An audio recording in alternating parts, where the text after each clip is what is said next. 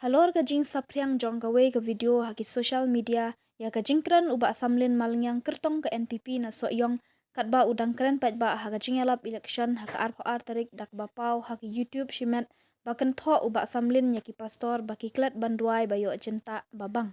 Hendrai na kalyang uba samlin ula pensyai patba haka we ka meeting dak ba ong ba om shim keren na thau yaki nong yalam nyam hendrai kalong tangkum kanuksa yaki patba baki de ban shim yaka banta babha. Ulaong bakade ka jingpen kan mau baki pastor ki juhikai yang i barabor bangin duai shwaban thia ngin duai shwaban khi bat ngin duai shwaban bam. Ulaong baka judan ka jingklet jong ubreu banduai Henry kane kamlong kumta ka detang ka jing edit neshna da ubreu shimet ki badan benta hakane ka politik ki bashim kabu ne ki bashun ya ushimet.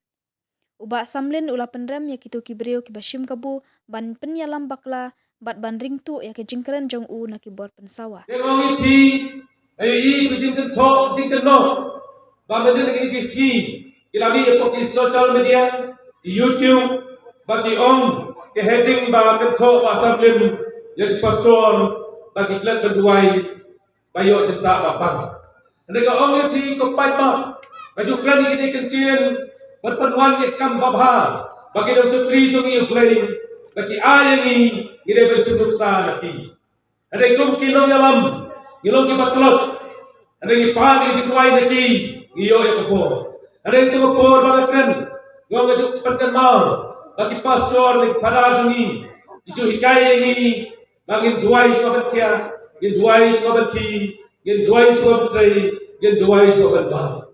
Bagi jikran jonga pemtanggung, kalau gak bahar ki ayuk sa, hendak jikran gong ni pada tenteng, ni kelak ni berduai tenteng.